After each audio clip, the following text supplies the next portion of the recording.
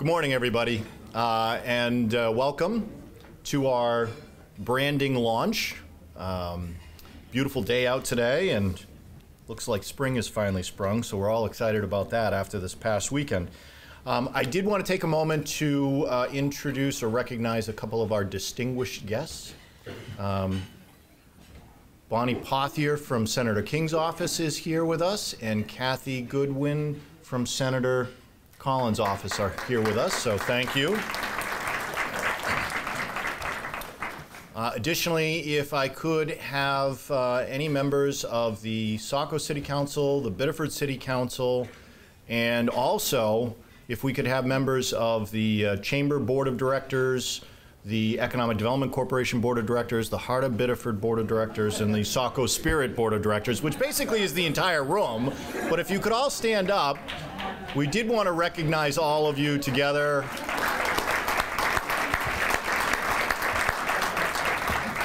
And say thank you very much. Without your leadership and support, we would not have been able to get this off the ground and be where we are today. So thank you for your leadership and support with this. So why are we here this morning? Good question. You're not here to listen to talking heads, so I'll try and make this brief on my end. You are here this morning to help us launch the Biddeford Saco, Saco Biddeford, no matter how you say it, branding initiative. On your table in front of you, you will find a mug, pen, some little giveaways, as well as the branding statement, which I'll read in a minute. And you'll also see we all have new logos that are on the banners listed behind you. The branding initiative has been a year-long process of meetings, listening sessions to develop a brand that captures the unique qualities that define who we are as a community. And that's summed up in the branding statement. We are water and land. Our history is tied to our river, the ocean, the striking landscape that surrounds it. It is the connection of water and land that gave birth to our two cities. We are historic mills and high-tech industry. We grew as a place where one of the largest factory complexes in the nation became the very center of our two cities, and our products blanketed the earth. Today, we continue to thrive as a place where innovative businesses create cutting-edge products that even journey beyond the bounds of this planet to explore other worlds. We are fertile farms and bountiful seas. We are a place where rural landscape provides food for our people, a place where the day's fresh catch is served up in classic New England style.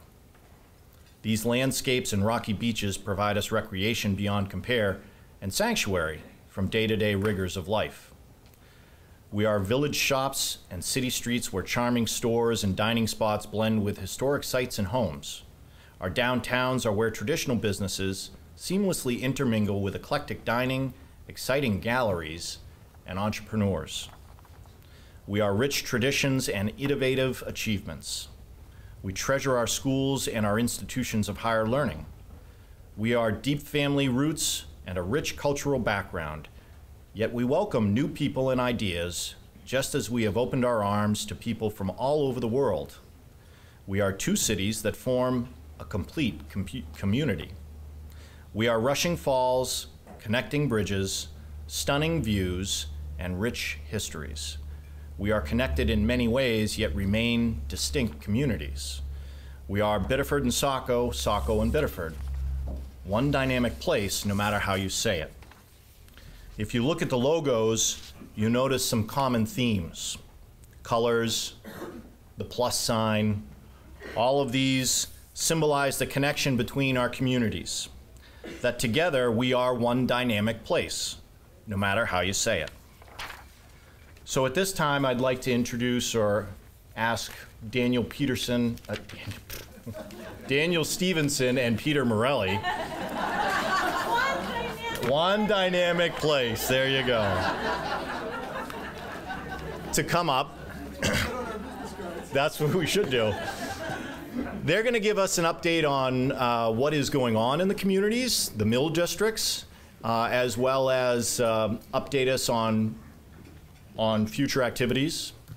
And then we are also going to have Craig Pendleton come up, and he's going to give us a summary of the branding initiative and plans with that. And then finally, Delilah and Nadine will kind of summarize what is going on the downtown communities and how the small businesses are going to be utilizing this or can take advantage of this. So without further ado, Daniel, Peter.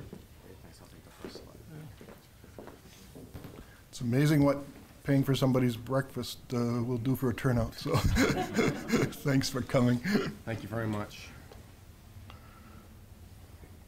One of the things we're attempting to do here, which you'll hear moving forward, Peter and I meet with a number of prospects. When people are looking from a recruitment standpoint to come and locate in Biddeford Saco, they don't just look at the corporate city limits. They look at the labor market in our area. They look at who we are. They look at the number of buildings and places that we have together. And then they break that down to look at in greater detail at higher levels of specificity of where they're actually going to end up landing if they're going to grow or create a business here. So what you don't normally hear, what you're going to hear this morning is the population of Biddeford. How many people know what it is? And it's been that way since. That's right. We're going to start talking differently now. We're going to talk about Biddeford and Saco. The population is on or around 40,000. That puts us in a different market, much more competitive with the Portland marketplace. We are part of Portland's labor market area. That's very, very important because when businesses go to locate, they look at labor market area. Now, I will say when you break out Saco and especially in the Biddeford side, our unemployment rate is a little higher, I admit that. But the bottom line is this helps strengthen our competitive advantage as we move forward. Our combined mill districts, 75 acres. That's a lot of land. That's a lot of building in our combined urban cores. And it's also our greatest strength in terms of our growth areas. It's where the concentration of our infrastructure is. Nearly 2.5 million square feet between us. That is a lot of space. Here's the good news. We have wonderful architecture and great buildings in our urban cores. And that's exactly where we want to start driving a lot of our growth. 25 plus buildings. 100% of them may not always stay. But the bottom line is we can keep most of it and we can continue to fill those places. York County is considered Maine's fastest growing county. We want to continue to drive that growth into our urban core. Okay, Peter, you want to add to anything? The branding launch today is one of the most recent examples of cooperation, but we do them all the time, and we always have. And we'll give you a partial list of them. We do them not just in the area of economic development, we do them in public works, we do them in police, we do them in fire, we do them everywhere as two cities. This one we reach out to all the economic development groups, the two city Main Street programs, the Economic Development Corp, the Chamber, and we're doing the branding as a group of 6. But other things, wayfinding is another type of branding. It's our signage. We've had a committee working on coordinating wayfinding signage. In the mill districts, in particular along the river, we're working jointly on pedestrian access, both with a bridge and some trails. We're working cooperatively on bringing more natural gas to more places, which involves the islands in the mill district. The sea level adaptation group is a 4-town group with Old Orchard and Scarborough. So we do another number of things regionally. I think Daniel wanted to get in on one of these. Yeah, I did. Thanks, Peter. One of the things you'll see up there is that Business Retention and Expansion Program. It's called BR&E in the economic development circles. They are run all over the country. It's not just a visitation program. This is something we're going to work jointly, and we're going to be rolling out realistically early autumn. You hear a lot on the street right now about jobs training. What are the needs around that? I think before we jump on that bandwagon and just start earmarking money and plugging it in, we need to ask the private sector what their needs are. And it's greater than a visitation program because as we put the right combination of people together, including our existing organizations as well as the private sector, we're going to go out and talk to our business community. We're going to ask them questions like, who's your supply line? How's your business model changing? Where do you think you're going to be in the next 24 months, 60 months? If you're to partner with the public sector right now, what are the top 2 places we can help you? Sometimes it's get out of my way.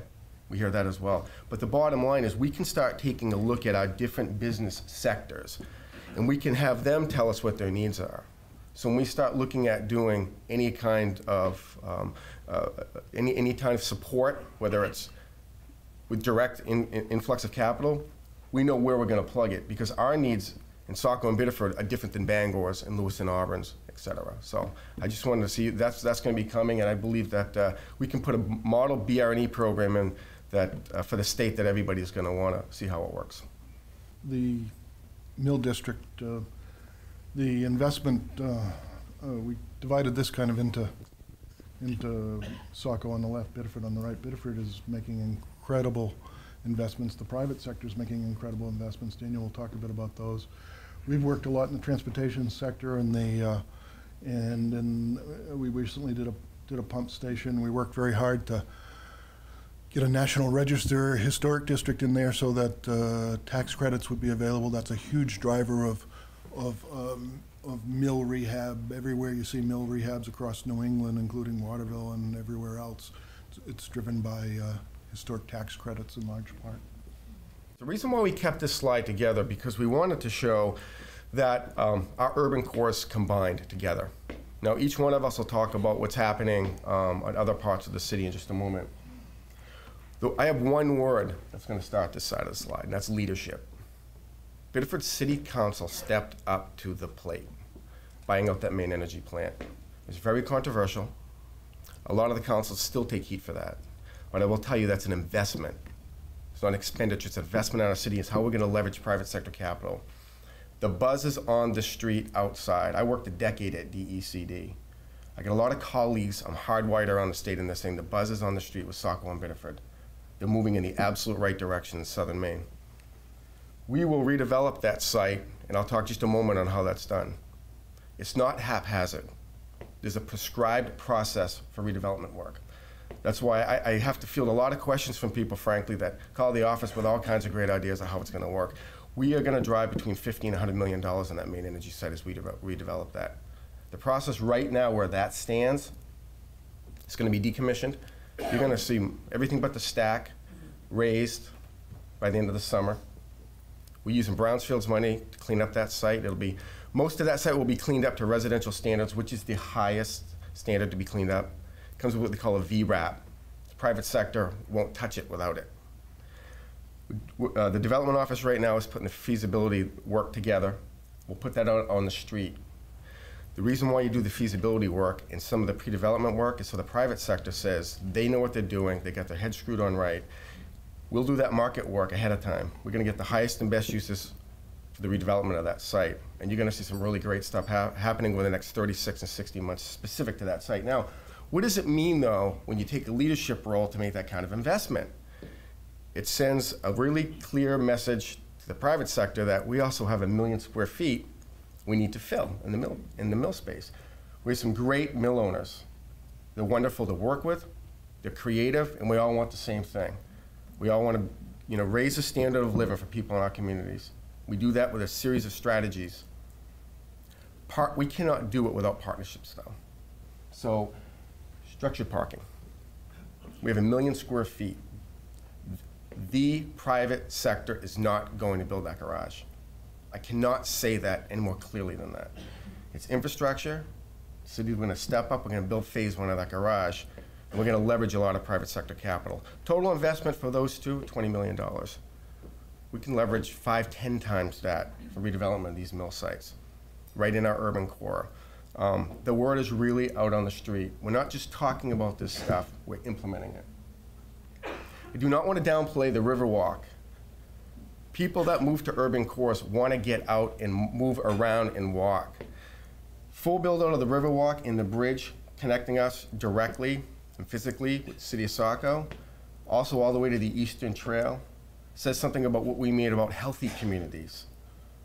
What we mean about bringing people, getting them out walking around. Phase 2 of that parking garage, 2.5 acres of green space in our urban core. Not a pipe dream, we can really build that. There's nothing like that in New England.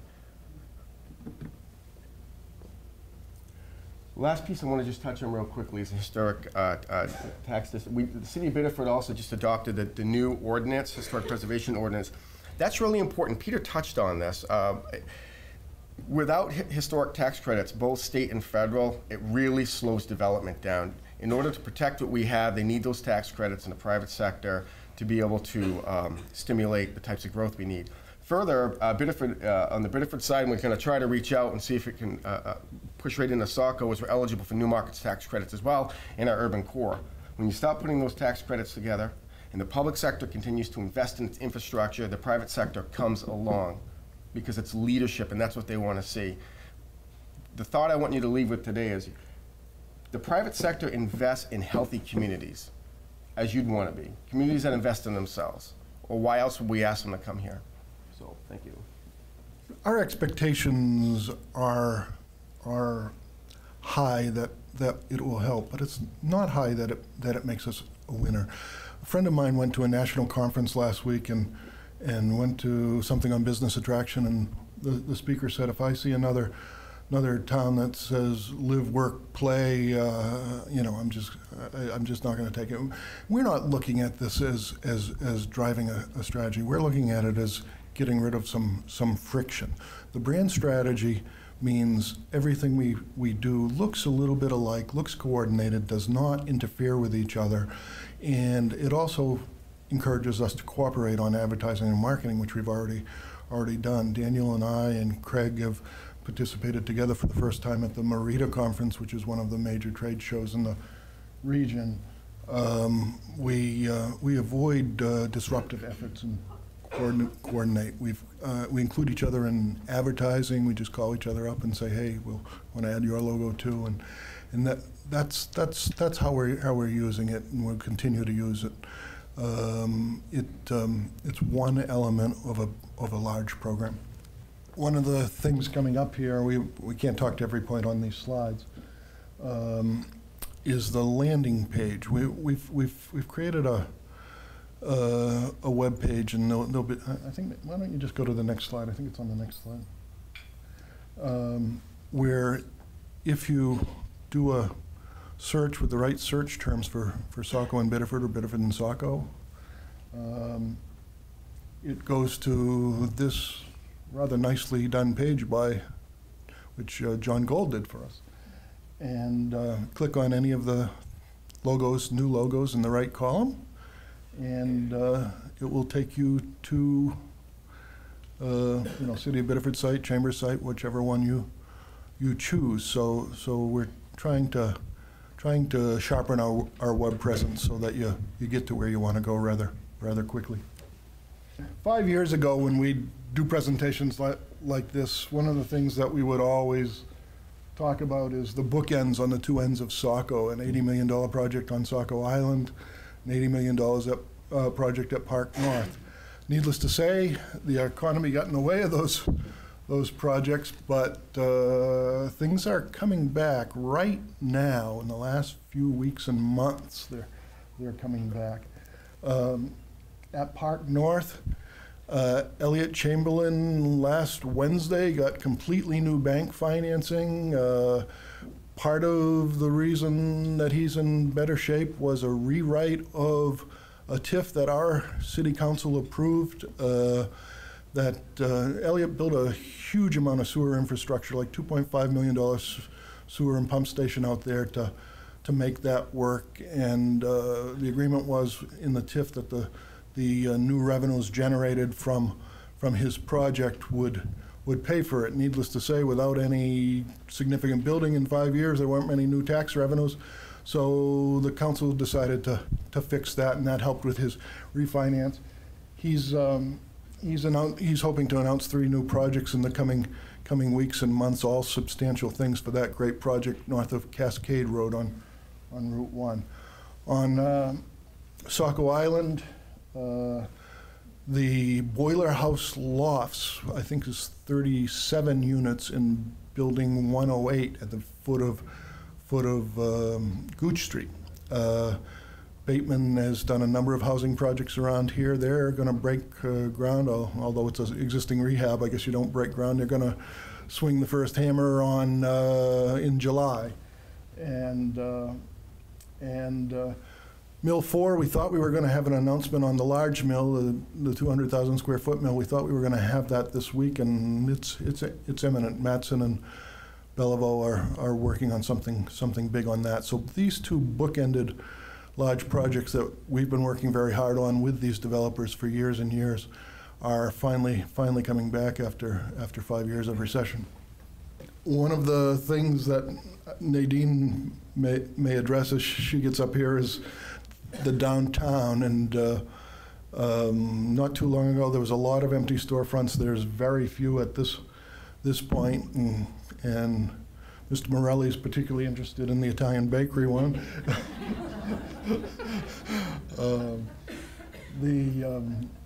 Another part of making the downtown work well is to have lots and lots of people living downtown. If you look at who goes to that Italian bakery, who goes to the little delis and shops and buy stuff, it's frequently people who live within walking distance or people who can stop just before they get home. And so keeping up our downtown housing is hugely important for our downtown economic development efforts, and we've got a bunch of things going on. In fact, the state has been kind of giving us a hairy eye. How do we get all of the tax credit money is sort of been the question in housing circles. Well, we had some skilled developers that we worked with. 3 Avesta projects, Golden Park Village and Maple Grove, and 1 Bateman project on Water Street, Riverview Apartments. This is going to take, I think that's about 160 units altogether, maybe more. It's going to rehab these aging 20-year-old, 30-year-old. Actually, some of them were from the early 80s. It's going to rehab all those projects and really help keep the downtown up. And that just came through a few weeks ago from Maine State Housing Authority. The Auto Mile. There's a lot going on out there. The car dealers have been investing like crazy. There's a list at the bottom. I don't need to read it, but you can tell every one of those buildings has a new face on it, new parking lot, new service bays. There's a ton of investment going on as that area emerges as a leading place. Frank Galos pioneered it 40 years ago. Now everybody needs to be there. Elsewhere in the Route 1 corridor, again, housing. Avesta's got a great project. VOA's got a great project. We got hotels expanding. We got a new coffee place up just north of the interstate. Aroma Joe's coming in, and Funtown does something almost every year. Last year it was the water slide, so we hope that continues. Some of the other projects that are going on is again, downtown housing, 32 Market Street. We've got a couple $100,000 from the EPA that's going to allow us to clean up a polluted site over by the railroad tracks on Market Street, and we're working very closely with the Biddeford Housing Authority to try to get 6 to 12 units of housing on this cleaned up site, again, to support the downtown. The wayfinding system we've already talked about. We have a graphic of it over here on the right. And, Daniel has talked about some of the tools that we use, including the Business Retention Program, the TIF program. Another thing that both of us are very aggressive about is TIFs, not TIFs, is grants. And again, artifacts from another trade show. Our attraction of grants has, vastly exceeded the cost of our department over the years. We've built industrial parks, we've built train station platforms, we've built lots and lots of things with millions and millions of dollars way beyond the cost of our departments. And the business parks are always a focus, and there's some slides coming up after this one from the recent Merida conference, which I mentioned, and occupancies are back, and there's some activity out there again after a few tough years. There's just one new building. We sold one lot in the Spring Hill Park about a year and a half ago, and Jim McCarthy just built his 3rd building there. He always builds on spec and brings in tenants. Sometimes he keeps the building and brings in tenants. Other times he sells the building and will get somebody new. Casco Bay Transportation is in the old Saco brick site on Industrial Park Road. And I mention them because some companies are more interesting than others, and that's a really interesting one.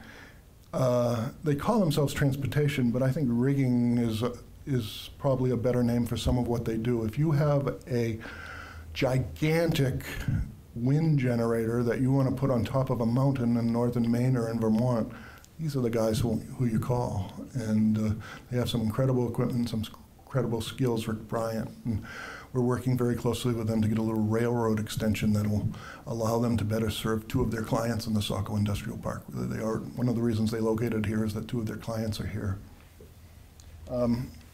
At the bottom, I mentioned hockey and aquatics. Another party we're working with is the partners that own the building on Lund Road that has been a manufacturing building for years, as you now know, has a hockey rink in it, affiliated with the Portland Pirates and the Portland Junior Pirates. One of the owners of the building, Ron Kane, owns 40% of the Pirates. They've sought and received approval in the last few weeks to expand that hockey rink, pushing out the wall 7 feet so that it will meet an NHL standard, so that the AHL Pirates can practice there at least while things are disrupted at the Civic Center. They have an incredible new aquatics center for advanced training. Basically, it's not a pool, it's a big tank with a glass side and a lot of video equipment. It's part of an amazing complex. If you haven't been in there to look around, it's worth a walk through. The big real estate event each year in this region is the Merida Annual Conference, which takes place every February. And I've stole this in the next two graphs from Justin Lamontagne, who does the industrial sector review. And what it shows is, this one and the next one shows low vacancy, and let's go to the next one, and high rents, not high, but competitively high, in Saco and Scarborough compared to the other towns in the region. For some reason, he doesn't survey Biddeford. The reason I mention that is that one of the reasons very little has been built in the industrial park on raw land in the past few years is that it's been cheaper to finance a building. As things have been disrupted, you could buy a building for bargain prices. Well, when occupancies are high and rents are high, that means the buildings will become less economical. Building a new will be more economical, so I predict that we're going to see some building pretty soon. I'm just going to shift down to our Main Street for just a moment. Although I did talk earlier about some of the public sector investments that we've made, I don't see Doug out here this morning, but the bottom line, North Dam alone has over 70 businesses in it right now, a number of market rate housing units that are 100% occupancy. Also right within the Mill District, I know Doug just received a preliminary planning board approval to put a boutique hotel in to anchor that end of Lower Main Street, as well as a high-end restaurant. I think those are great complementary uses that will service that area, the downtown, very well. And then adjacent to that, he's moving forward with a number of new housing units. You'll hear a lot more about housing units as the next 24, 36 months moves forward, but Peter is correct. We don't want to be, nor should we be, at 22,000 on the Biddeford side forever and always. Remember, we talked about that labor market. We want jobs, we want people living nearby, so we do want to grow our population moving forward. Also working directly, most of you have heard of, when I can see Delilah sitting over there with the Main Street Challenge program. One of the things that we were up against on the Biddeford side on Main Street is the perception of high vacancy rates. When you work in the economic development world, you talk about occupancy rates, because there's a number of businesses along our Main Street and adjacent streets that have been there for a number of years. Some of them are doing well and some of them have struggled, but they find ways to stay alive, and they see the importance of being part of Main Street and what that means to the community. But that being said, when you have 2 or 3 vacant storefronts together at the same time, it does send a negative image So one of the things we did, we all partnered together. I see Will's over here in the chamber, and also with Main Street. Delilah was very creative at putting a Main Street Challenge program together, which has been successful. Most of you have heard this, but the bottom line is we have 3 new businesses down on our Main Street, or one directly adjacent to it, that are moving forward and doing well, frankly doing better than expected. There was also other partners behind that. It wasn't just about being creative with TIF money. There was a lot of existing businesses, I see Karen Gregory sitting right over here, that were willing to donate some of their time and their services to support these businesses so they can be successful. That's really important, because now we have our businesses saying that we complement each other and that we can continue to grow together. Elements is one of them. You've seen the new coffee shop that's in David Flood's building. That's a great, I still can't figure the 8, 13, and 21 on the sign. I guess I gotta ask Michael what that means. You have Tote Road, and you also have Dahlia's Delights, which is all vegetarian. So we're very pleased with that. But how do we continue to build on that? Well, at some point, a Main Street Challenge too, I suppose. But we'll talk just a moment about the facade program and a microloan program. Our facade program right now is essentially out of money. We got about $1,500 left in it. Representative Rochello sponsored a bill to change and make a number of proposed changes in Maine's TIF law, one of which was to allow grants in our program. That's very, very important. That passed with unanimous votes in the taxation committee, and I believe that will go under the hammer and all that will become new law. Why that's important? Because now we can recapitalize our facade program. Over the years, we've helped nearly 3 dozen businesses with a 2-to-1 leverage, because what happens is when people are doing the exteriors of their building, we can come and provide some support there. With a dollar-for-dollar match, they can now do more stuff on the interior of the buildings. That helps keep our existing businesses up to shape and keeps new faces on our businesses as we move forward, and shows that we invest in and around our main streets. The microloan program.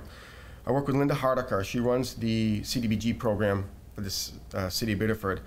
Biddeford is we're called an entitlement city. We receive our own CDBG money on or around $400,000. It changes from year to year. But the bottom line is, 24 months ago, we earmarked $60,000 to do microloans. All that money is now gone. It helped 3 businesses in our downtown. One of them was new and 2 of them were expanding. Those dollars are the gap financing that closed it up and made it work. So we do not want to discount the importance of even our very small businesses that hire 1 and 2 people. Those add up.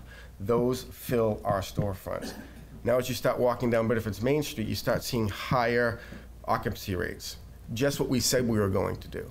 We're implementing that. We're not doing it alone, working with it. How many volunteers, Delilah, out of Biddeford? Well, 3,000 hours a year. 3,000 hours in volunteer work. We all partner and work together. That's very, very important. We have 4 businesses and industrial parks combined, 86 businesses, in excess of 1,200 people, more than $1.5 million in property taxes. As Peter said earlier, and I can't take credit for this, Bob Dodge would have to. He was instrumental in getting a lot of these parks in place in the city of Biddeford, but the bottom line, there's a lot of jobs, there's a lot of property tax bases, and it really helps to contribute to our local and regional economies. I would like to highlight all 700 businesses in the city of Biddeford today. I cannot. But I did just pick out 2 of our largest assets, Southern Maine Medical Center and UNE, because combined they employ nearly 2,500 people.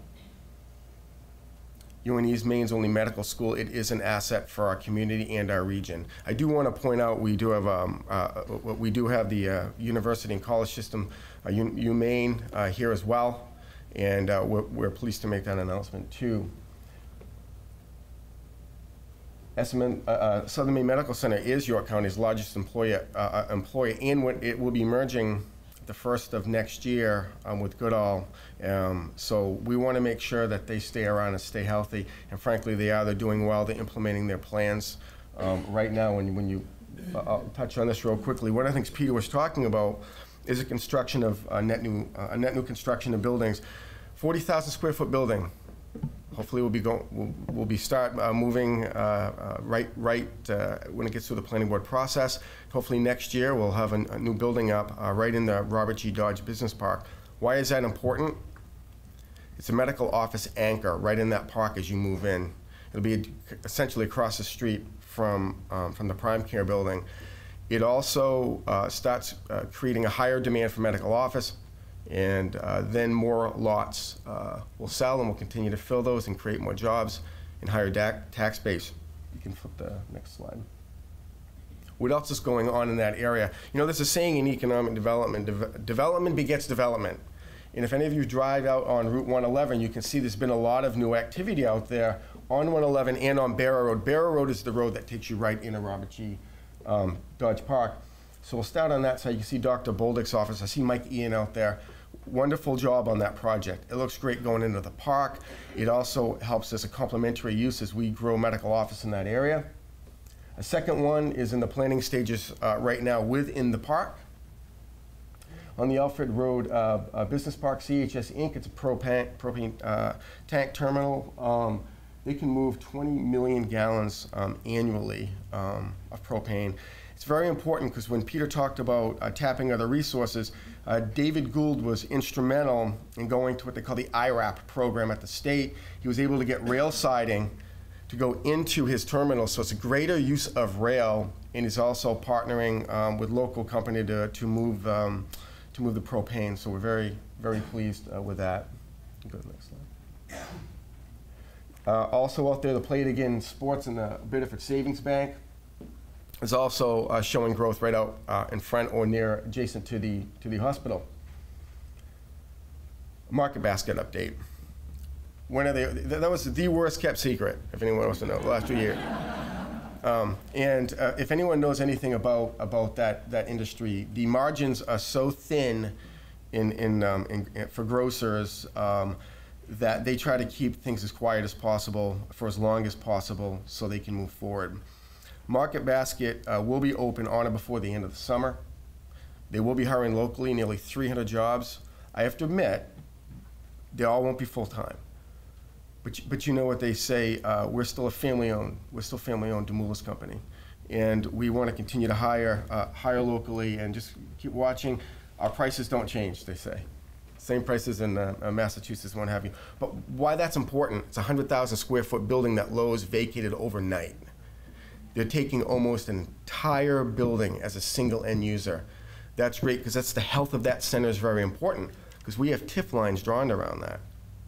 The tax shelter dollars we pump right into our urban core. A lot of the infrastructure like the sidewalks and the lighting you see on Lower Main Street, part of that money is going right into that. We build that parking garage. A lot of those tax dollars out there are getting pumped in our downtown, so we want to continue to keep that a healthy center.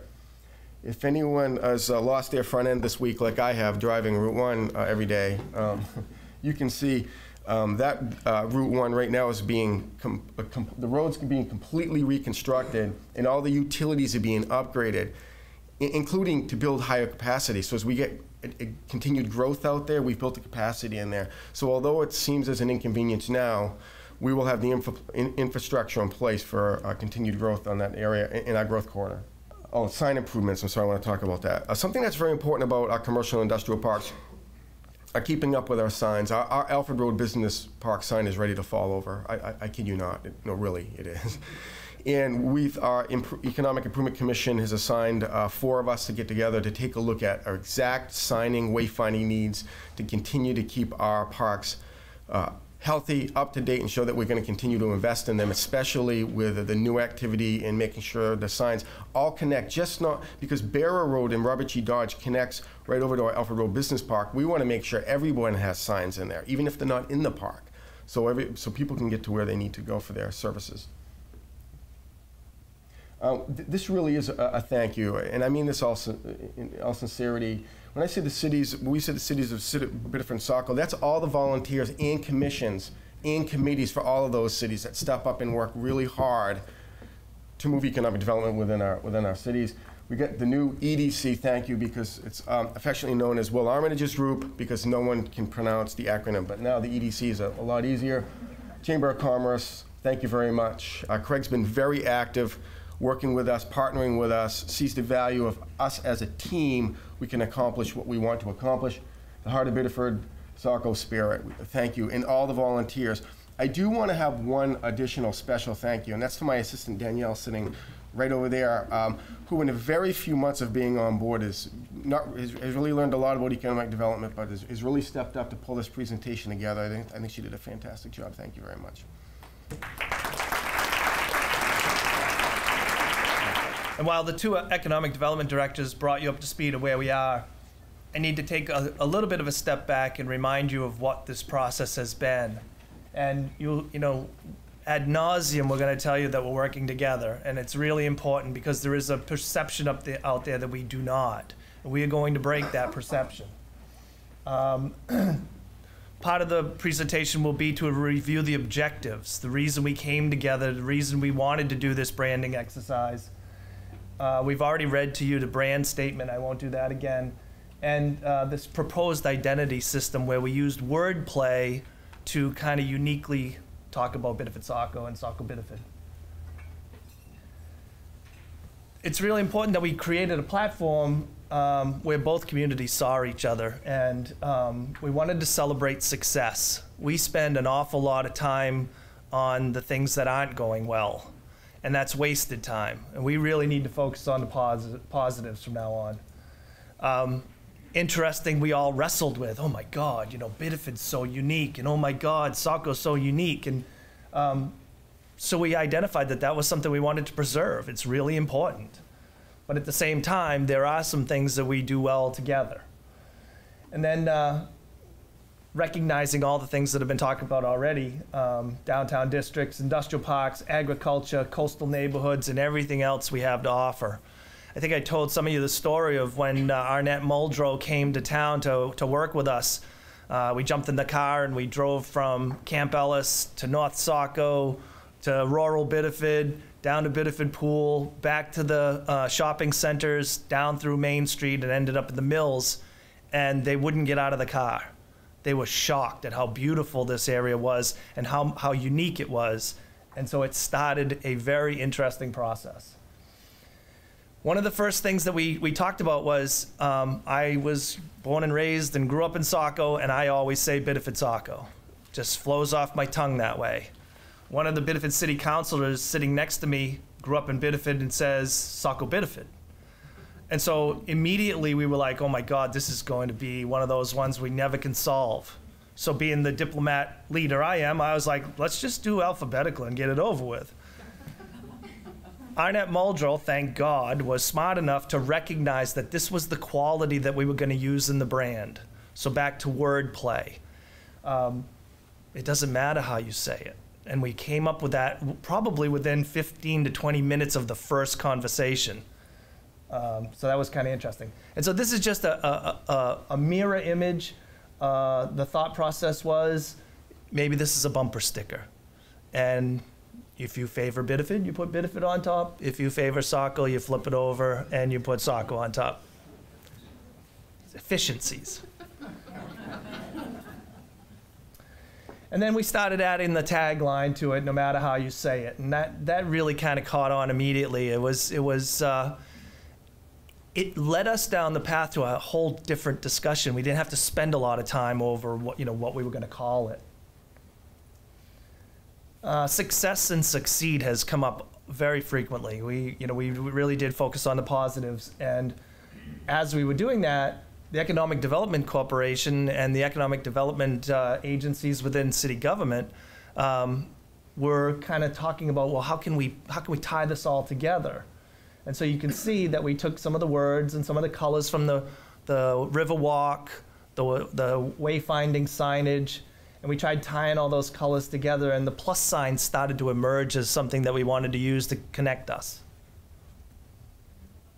I don't know if you can see way down at the bottom, but the unique colors also came from Arnett Muldrow. As they drove around town, those were the colors they picked out that they in their own minds saw in our community. These are just some options that were thrown out on the table as we were thinking about changing the logo for the chamber. Ultimately, we picked the top one.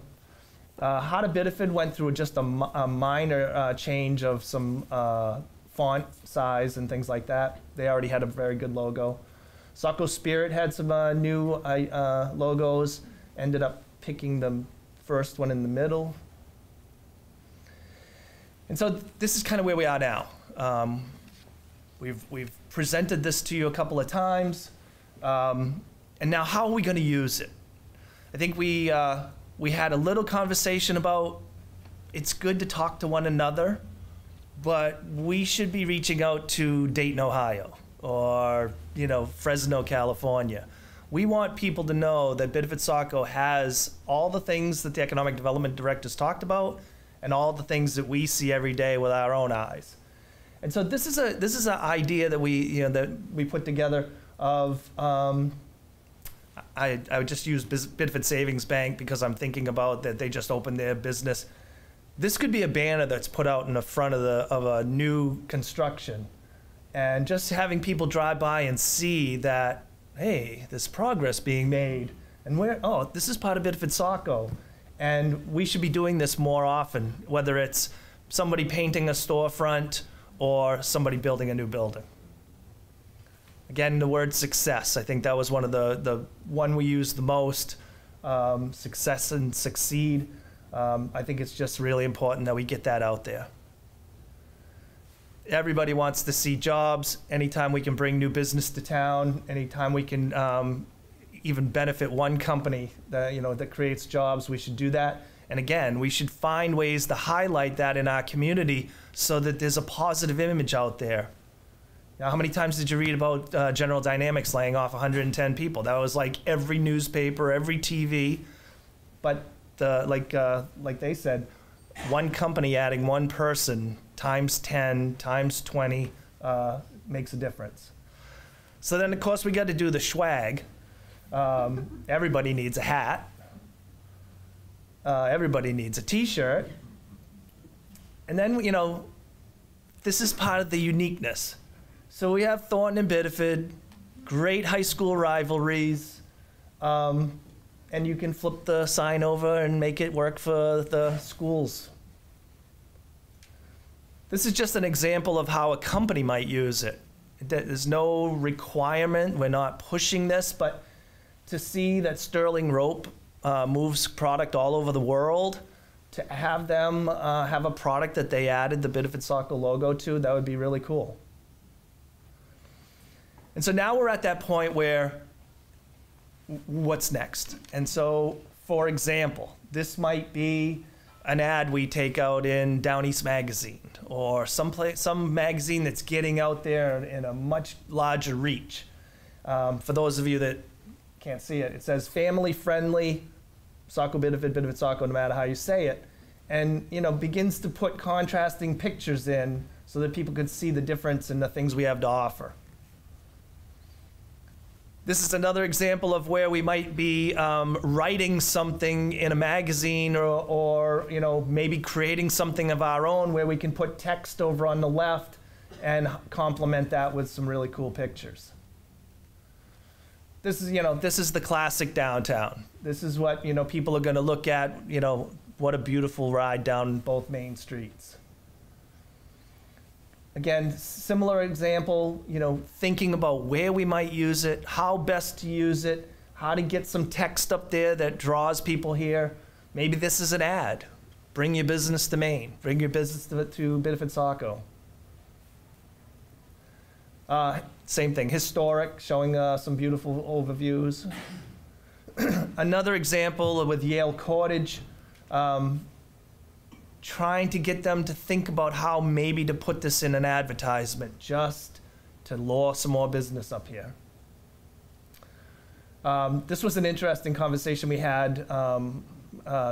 This could easily say out of this world.